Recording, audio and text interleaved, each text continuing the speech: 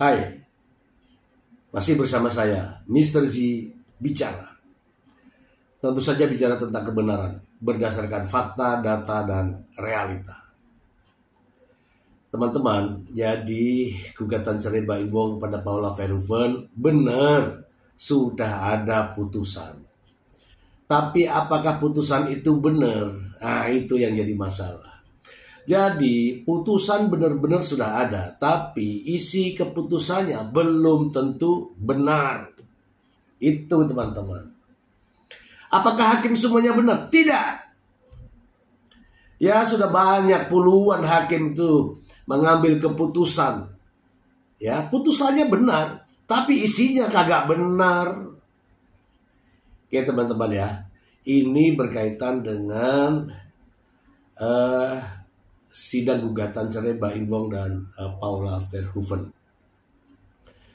Teman-teman mungkin ya yang pendukung Mbak Im, ya mungkin ya, karena saya kebetulan pendukung Paula Verhoeven, bukan secara pribadinya, bukan, tapi secara case-nya, secara kasusnya. Ya, bagi teman-teman pendukung Mbak Im, tuh kan terbukti selingkuh, putusan hakim. Ingat teman-teman, putusan hakim belum tentu benar. Banyak kok putusan hakim yang gara-gara duit. Gara-gara duit. Jadi saya masih mempertanyakan terkait dengan keputusan ini. Bagaimana tidak? Kita ulas nanti ya teman-teman. Sebelumnya saya ingin membacakan berita ini untuk Anda semuanya.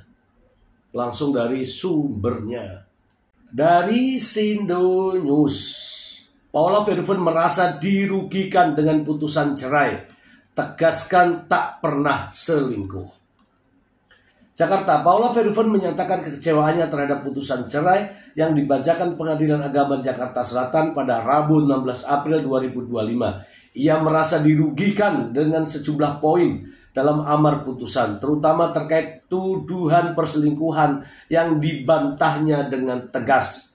Paula Verhoeven menyatakan tidak menerima isi putusan cerai yang menyebutnya berselingkuh karena telah mencemarkan nama baik dan bertentangan dengan fakta. Dengan tegas, ibu dua anak itu membantah keras adanya tindakan tidak setia selama menjalani pernikahan dengan Mbak Im. Oleh karena itu, ia melaporkan dugaan pelanggaran kode etik Hakim Pengadilan Agama Jakarta Selatan ke Komisi Yudisial pada Kamis 17 April 2025. Mode 37 tahun ini juga mengungkapkan kekhawatirannya atas dampak jangka panjang dari isi putusan tersebut, terutama terhadap psikologis anak-anaknya. Ia khawatir ketika mereka dewasa dan membaca pemberitaan yang tersebar luas akan timbul luka batin karena informasi yang tidak sesuai dengan kenyataannya. Fitnah ini sudah terlalu jauh. Di sini saya punya 2 anak laki-laki, kata Paula di Komisi Yudisial Jakarta, Kamis 17 April 2025. Di mana suatu hari ketika mereka dewasa, mereka akan melihat berita yang saat ini beredar yang begitu masif. Tambahnya, ia menekankan bahwa pernyataan tersebut bukan sekedar pembelaan, melainkan kebenaran yang siap dirinya mempertanggungjawabkan, bahkan hingga ke akhirat. Apa yang saya ucapkan bisa saya pertanggungjawabkan hingga ke akhirat. Saya secara tegas menyatakan bahwa selama pernikahan tidak ada perselingkuhan dan tidak ada juga bukti-bukti perselingkuhan, jelasnya. Meski menolak poin-poin dalam putusan, Paula mengakui bahwa dirinya bukanlah pribadi yang sempurna. Ia mengakui pernah melakukan kesalahan, namun tetap berusaha menjalani perannya sebagai istri dan ibu dengan sebaik mungkin. Sebenarnya saya manusia biasa. Saya tidak luput dalam kesalahan. Saya bukan istri yang sempurna. Tapi dalam pernikahan, saya sudah berusaha menjadi istri yang baik, ujarnya. Langkah Paula melaporkan dugaan pelanggaran etik ke Komisi Yudisial merupakan bentuk perjuangannya mencari keadilan.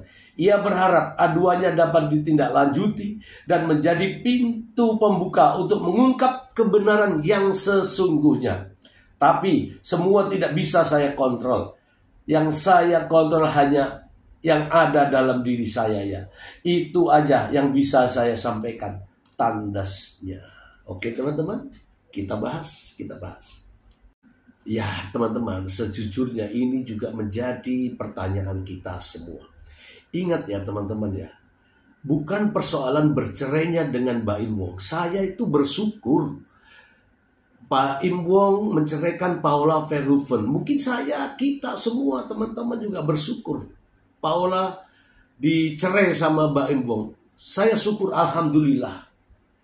Tetapi ada predikat di situ teman-teman. Ada predikat embel-embelnya. Yang di situ dikatakan bahwa terbukti selingkuh. Ada pihak ketiga dan terbukti perselingkuhannya. Masya Allah. Pihak ketiga itu yang mana? Diucapkan ya oleh Humas Pengadilan Agama Jakarta Selatan. Diucapkan yang rame di media sosial. Terbukti dalam persidangan. Terbukti yang mana? Hadir di persidangan saja enggak. Memberikan keterangan aja enggak. Ini pembuktian yang absurd teman-teman. Ya, ini khusus pendukung Paula loh ya. Ini pembuktian yang absurd. Bagaimana bisa dikatakan terbukti melakukan perselingkuhan dikala pernyataan dari pihak ketiga saja tidak ada. Ini hanya mengikuti alur daripada penggugat. Ini masalah ini. Ini sudah benar. Kalau Mbak Im Wong mungkin ya merasa menerima karena sesuai dengan harapan, dan ini disampaikan oleh Mbak Im Wong. Ini sesuai dengan harapan, kata Mbak Im Wong. Iya, harapan kamu, harapan Mbak Im Wong. Tetapi ini menjatuhkan harkat dan martabat nama baik Paula Verhoeven. Kita simak terlebih dahulu pernyataan Paula ya atas keberatan putusan Hakim Pengadilan Agama Jakarta Selatan. Berikut ini. Tanggapan saya sebenarnya saya cukup sedih ya, karena saya menurut saya ini fitnah ini sudah terlalu jauh ya, sudah terlalu jauh. Dan di sini saya punya 2 anak laki-laki.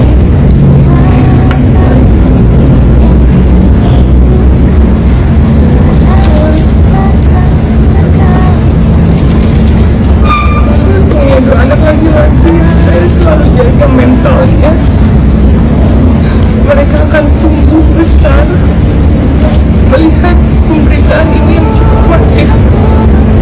Jadi buat saya melakukan ini demi anak-anak saya dan juga orang tua saya. Dan saya harap semuanya, apa yang saya ucapkan ini bisa saya bertanggungjawabkan di akhirat. Dan saya secara tegas menyampaikan bahwa tidak ada terjadi perselingkuhan selama saya menjalani pernikahan, dan tidak ada juga bukti perselingkuhan di persidangan. Teman-teman, ingat ya, kalau Paula itu selingkuh, benar-benar selingkuh, tidak mungkin seberani ini teman-teman. Ingat itu. Namanya membuat lubang untuk dirinya sendiri kan. Kalau selingkuh loh ya. Kalau tidak, dia harus berjuang. Makanya dalam beberapa waktu yang lalu di ulasan saya, kita tunggu bagaimana reaksi Paula. Dan ternyata Paula Verhoeven merasa keberatan. Ingat teman-teman, bukan persoalan cerai dan asuh anaknya, bukan. Tapi ada predikat teman-teman. Ada predikat yang disandang oleh Paula. Apa itu? Istri yang durhaka. Bahkan bisa saja nanti anaknya mengatakan emak yang durhaka. Bahkan seluruh Indonesia mengatakan perempuan yang durhaka. Ini miris ya teman-teman ya, miris. Saya prihatin sekali. yang aneh lagi ya teman-teman ya, aneh lagi justru Mbak Im Wong nih dalam sebuah kesempatan, mungkin teman-teman tidak mendengarkan secara jernih, tetapi ada kalimat dari Mbak Im Wong. Dia mengatakan bahwa kalau nanti putusannya sesuai harapan, kalimat ini digarisbawahi teman-teman. Seolah-olah Mbak Im Wong itu ya sudah ada harapan, padahal belum dibacakan teman-teman. Sesuai harapan itu maksudnya ini. Bahkan mengatakan bahwa udahlah Paula nggak usah banding, nggak usah ini, nggak usah itu. Loh, orang dijadikan istri yang durhaka kok suruh diam. Ya, mari kita dengarkan pernyataan dari Mbak Imbo. Jangan menyalahkan saya lagi atau nggak Paula lagi. Sudah, kasihan anak-anak saya nanti kalau misalnya udah besar, takutnya dia bisa membaca apapun itu yang beritanya ya. Itu aja sih, itu aja. Ada yang bersampaikan nggak Mas Niko kan 1 tahun nggak muncul, ada yang bersampaikan nggak akhirnya? Saya pokoknya apapun itu, saya ini laki-laki. Saya ini laki-laki beneran. Ada yang harus saya luruskan sebagai pemimpin keluarga. Itu aja. Ada yang harus saya buktikan. Kalau memang salah, saya harus membuktikan. Bukan dengan cara yang aneh, dengan cara yang benar. Dan ketika pembuktian itu udah ada, apalagi mudah-mudahan hasilnya memang sesuai dengan apa yang saya harapkan. Kalau memang sesuai yang saya harapkan, saya bilang di depan kalian semua, saya juga akan memberikan hak asuh anak ini kepada kamu. Ada yang Jadi bersampaikan? nggak usah apapun itu, nggak usah ada naik banding segala, sama dengan saya ya. Saya juga kalau terburuknya juga atau nggak yang tidak mau diri saya tidak akan naik banding. Yang terbaik buat anak. Sebaliknya, kalau Paula nggak usah naik banding, saya yang akan kasih hak asuh anak itu kepada Paula. Jadi gini, bukan mengenai rebut-rebutan anak. Ada dari sifat laki-laki yang harus kita memang, saya harus buktiin kalau memang itu salah. Nggak bisa, karena saya laki-laki. Bukan dengan cara seperti itu, cara yang kita lawan-lawan. Balik lagi, doain ya, doain semuanya kayaknya sudah saya ngomong di sini, walaupun doakan juga, insya Allah doain aja yang terbaik ya. Nah, ya kan? Di sisi lain ada sang pengacara. Mungkin dia sang pengacara bahagia mungkin ya. Bahagia, gembira karena perjuangannya untuk menceraikan dan mengungkapkan pernyataan-pernyataan selama ini diikuti oleh hakim. Seperti contoh istri yang durhaka, ya kan? Keluar rumah tanpa izin, istri macam apa dan sebagainya. Itu dibuktikan. Artinya pengadilan mengikuti. Nah, ini perlu perlu digali lebih dalam. Mari kita simak pernyataan dari Fahmi Bamid setelah mendapatkan putusan yang mengatakan Paula Verhoeven terbukti selingkuh. Ada di sini. Mbak Im Wong pada saat itu menyatakan dia tidak keberatan, tapi termohon keberatan sehingga proses sidang berlanjut lagi, tidak terjadi sesuatu yang bisa diselesaikan pada saat proses dalam putusan tersebut, sehingga putusannya itu menyatakan bahwa hak asuh itu diasuh bersama dengan memberikan batasan waktu 2 minggu kepada Mbak Im Wong, 2 minggu kepada termohon. Tapi satu hal yang paling dipahami, yang harus dipahami, anak itu bukan objek sehingga tidak bisa dieksekusi pada saat dia tidak mau. Jadi ini bagaimana nanti saatnya seseorang itu mampu untuk merayu, bagaimana mampu untuk membuat anak itu mau kepadanya. Jadi tidak ada lagi anak itu dipaksa. Apalagi ada kejadian sampai nangis-nangis, itu adalah hal yang melanggar hukum. Jadi intisarinya terhitung mulai hari ini Muhammad Ibrahim yang Anda kenal Mbak Im Wong sudah cerai. Jadi saya bacakan saja putusan cerainya yang terpenting.